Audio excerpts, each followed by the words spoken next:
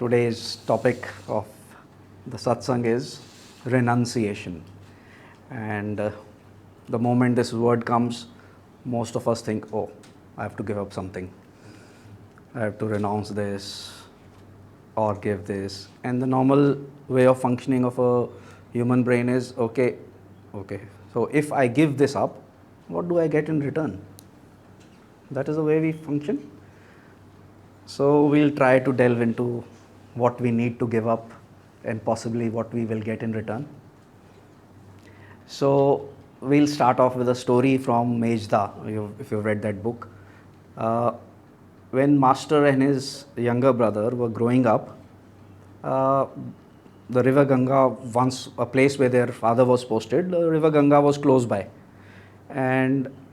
But the elder brother, Ananda had told both these young boys that you will not go there in the evening and you should be back home before the sun sets down. So they used to come back from school.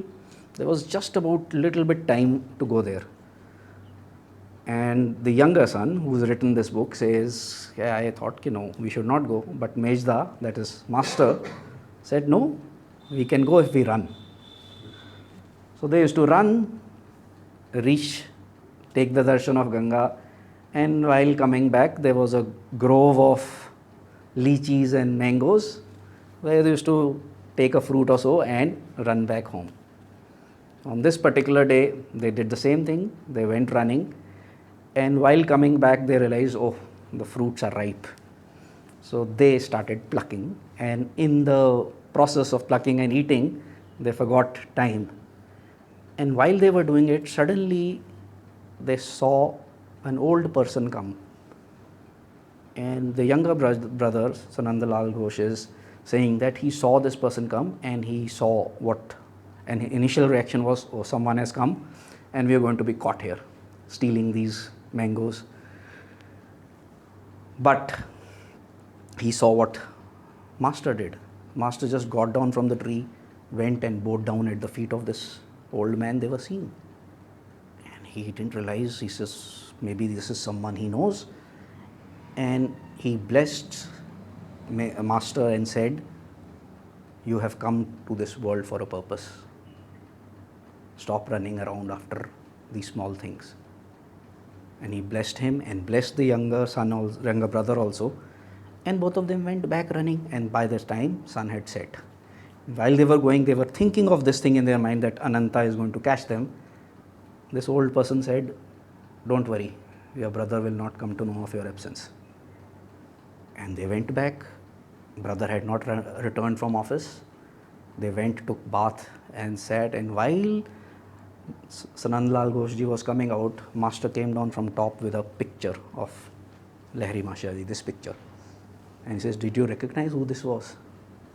And that is the time Sanandalal Ghosh realized, oh, it was Lahiri Mashaji, who had come to tell Master what he had come to for in this world. And we need to also understand, renunciation is not a negative word. Actually, it is the greatest thing you can ever do in this life. I don't know whether you've heard about Warren Buffett, and we are talking of a satsang and I'm talking about him. He said that all of us have major desires. He was saying from the point of view that you need to prioritize what your goal in life is. So he said you prioritize your goal, think of the 15 most important things that you can do in your life and you want to do in your life. And after you've thought these 15, and I'm sure all of us sitting here, one of those things is self-realization, otherwise we wouldn't be here. And he says, after you've decided on these 15, you've written them down, now again prioritize them and take out 5 which mean the most to you out of these 15. Now these 5, to achieve these 5, you need to give up those 10, because those 10 are going to block you from achieving those 5. And I may even go forward to say that out of those 5, we need to prioritize. Why do we need to prioritize? Because if I have too many aims in my life, I will fritter away my energy that is available to me. And we need to realize We need all the energy we have at our disposal. Uh, a lot of us who have grown up and we have heard these stories about some Indian saints. He stood on one leg for so many years and he did this tapascharya. In Europe, you get to go to those monasteries where they were beating themselves. There were chains, there were thorns that were punishing the flesh. And you think, what were these people doing? And this is what Master explained. He says, in the dark ages, in the Kali Yuga, this ability to be aware of prana was not so easily accessible to the average human being. And all these people who were serious about the spiritual path, they realized that they have to overcome the needs of the body. The body is a kind of a cage which is preventing them from achieving God. So because they couldn't feel the prana, most of the average human beings, they tried to punish the body so much, not make it sleep, not make it eat, so that eventually you reach a stage where you give up the body. You start hating the body and you give it up. But that, Master said, is a bullock cart route. When these masters came in and gave us the blessing of Kriya Yoga, they gave us the blessing of pranayama. And the greatest tapasya is pranayama. When, with Guru's grace, you learn to withdraw your prana from your senses, go into the spine and go up, you have forgotten the body. You've gone into the chakras, and as you withdraw energy from each chakra, each sense organ falls away. And you are available with all the energy, all the prana that is possible for you to offer to God. And we realize this. When we are meditating, what happens? We are told here, we come here, these masters are there, seek their blessing. They are there to bless you, they are there to bless you. I go back home and say, yeah, he was saying it, but where is master? Okay, I know Babaji is somewhere in the Himalayas, he is not left the body. So maybe if I go running around in Himalaya, I might find him. About rest of the masters, God knows where they are. I can't see them. And why can't we see them? Why can't we feel them? Because we are meditating and praying with a doubt. They are there. If you, a temple, we are here, we know how a temple is established. First, the building is made. Is it still called a temple, mandir? No. Second thing, what comes? Murti sthapana. Okay? The murti is brought and established there. Is it still a temple? What is the final thing done? Pran pratishtha. That it becomes a temple of God, where people come to pray to Him. Have you established this Pran Pratishtha done in your third eye? These masters are there. God is there. When you meditate, when you have done the techniques, feel their presence here. Establish. The greatest thing you can do is remember these eyes. The eyes should be in your memory like a small hair of the eyebrows also should be available, should be there imprinted in your memory. And when you close your eyes, look into those eyes. That is the channel through which you will go and feel Him there. If you go to Banke Bihari temple, what happens there? You go in and there is a parda in front. The pujari does that And now, before the parda was there, you were looking, oh, can I see Banke Bihari ji? Can I see Banke Bihari ji? You're doing like this. And then the parda comes and you say, okay. But you know he's there. The parda is going to open again and you're positioning yourself, okay, from here I'll get a good view. From here I will get a good view. And when it comes, bless me, bless me, bless me. Why? Because you knew behind that curtain he is there. Do you believe like that when you don't see anything with your closed eyes, in your third eye? He is there. It's just a curtain that has to be removed. Pray to him like he is there. And he is the closest that you will ever have believed possible, that anyone could be so close to you. And that is the way to pray. And when you close your eyes, what comes to your brain? Memories or imagination, doesn't it? Okay, I've closed my eyes, I've done my techniques, and now I'm sitting in silence, which is the most important part of meditation. And what happens? Kachoris are going to be there after. Or, okay, tomorrow I have to do this. Why? The brain is used to it. Renounce these. This is what renunciation is all about. Renounce the memories, renounce the imagination. Be in the present moment and look into that darkness with complete conviction that Master is there, Guru is there, Param Guru is there, God is there. And then you will feel His presence. And once you feel that presence, no questions will remain in your mind, in your brain, whether it was a real experience or was it not. If after an experience you go to someone and ask, I think so, I saw this, Master came and did this, what did you think he meant to by this? Then it's not an experience.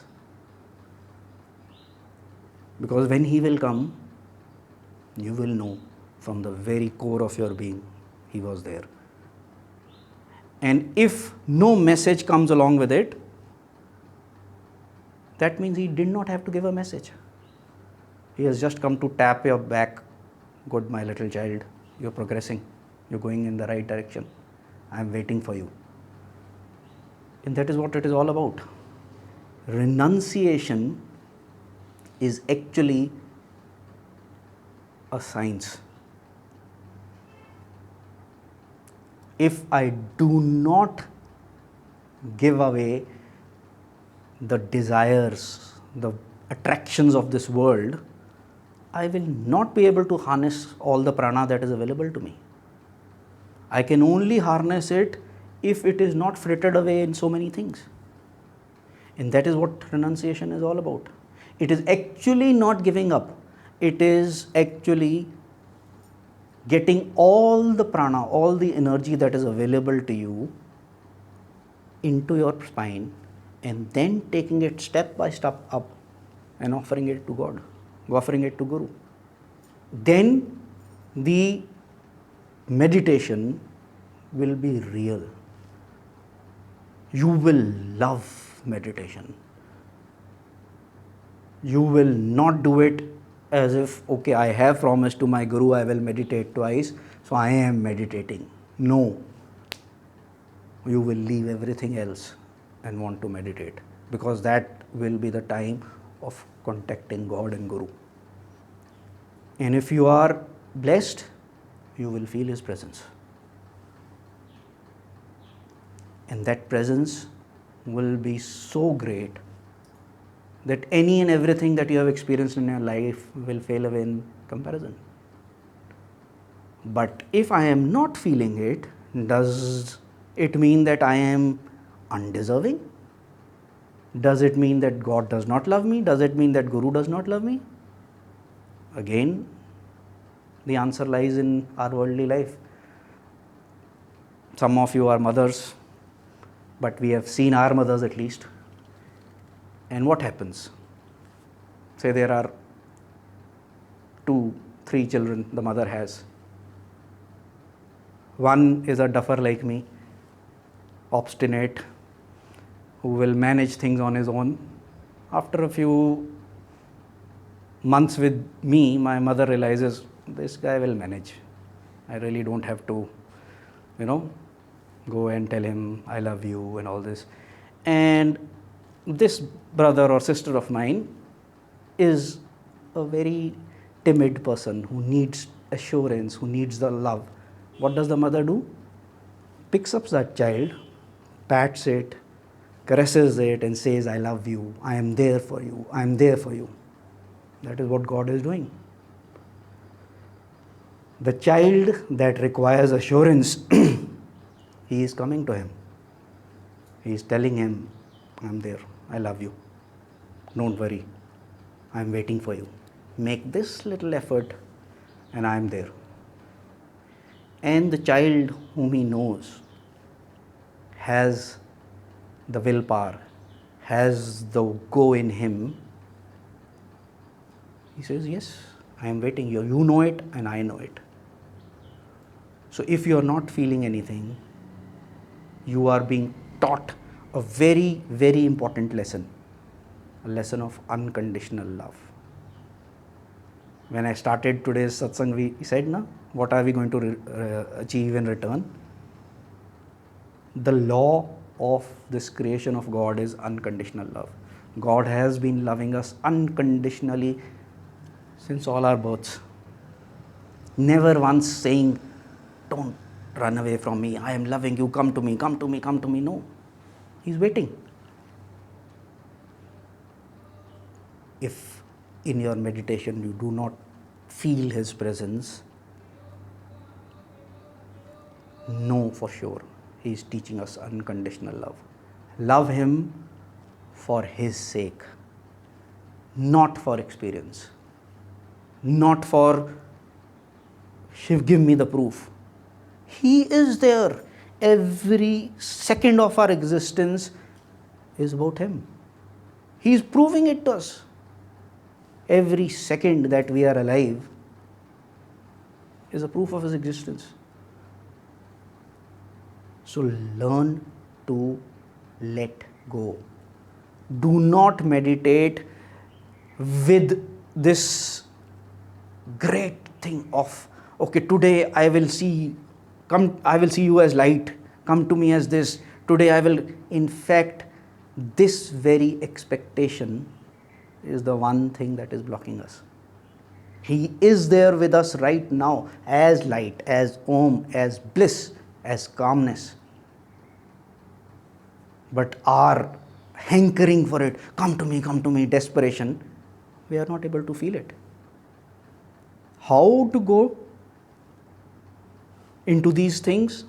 Brother Anmay says, in fact it was the last satsang of Master in Mount Washington, and Sunday satsang was there, and after that people lined up to meet the Master. And Brother Anmay says that he used to love it how Master used to interact with people, with the disciples, and so he used to, after his blessing, used to go and stand, and from where he could observe. So he says in the line he saw one young man with hands in his pockets and hankering like this and coming, okay, let's see what is this. And when his turn came, he took out a hand like this. And Master, he was observing, was totally focused. In the moment this young man who was energyless, listless, he says he saw Master also become. And then Master also raised a hand like this. He says, I saw two lifeless hands meet and come down. And this guy went to the side. But immediately behind this young man was an old-time devotee. And he said, I could see.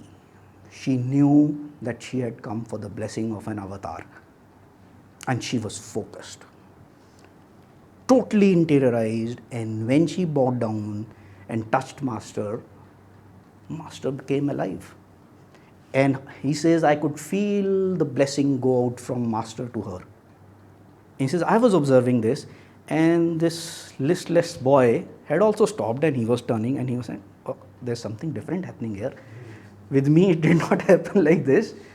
He turned and he stood back in the line again to come again and receive the blessings of an avatar. How are you receiving these blessings? When you bow down to him, when you pray to him, once you've done the techniques, do you wait for him as if it's the most important thing? Do you wait for Krishna the way you would have waited in Banke Bihari temple? Call out to him. When you will use the word Krishna with love, something will change in you. Krishna is love. Feel it. There is something will rise from your heart and go as an offering. And then you will know what an actual offering is. It is not words. It is not a prayer. It is an actual energy that rises and goes out from here to the feet of omnipresence, and you will know for yourself what that blessing is all about. So today we have to learn how to renounce. We are actually not renouncing. We are doing the greatest service to ourselves. Initially, you may not feel anything. Don't worry. He is there. Go with that conviction that he is there. And once you have that conviction and once you have that yearning, intense yearning that reveal thyself to me, he will reveal. Swami Kriyananda says that when Master was in these high ecstatic states,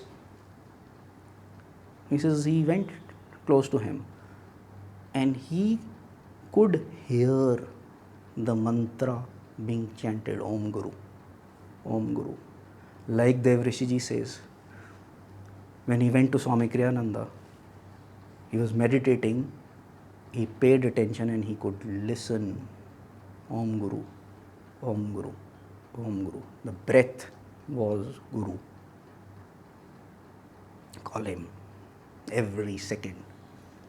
He cannot hide from you. And one minor glimpse, a touch, you will know he has always been there. So let's pray today that we are able to renounce all the attachments of this world and offer ourselves at his feet, at his heart, at his wherever you feel connected. Like I was talking with my daughter that if Master came, I would fall down at his feet and never let go of his feet. He said, what are you talking? What feet? I would hug him so hard that I'll crush his body into mine. So wherever you can feel him, however you can feel him, love him and let him know, and he will let you know how much he has loved you forever.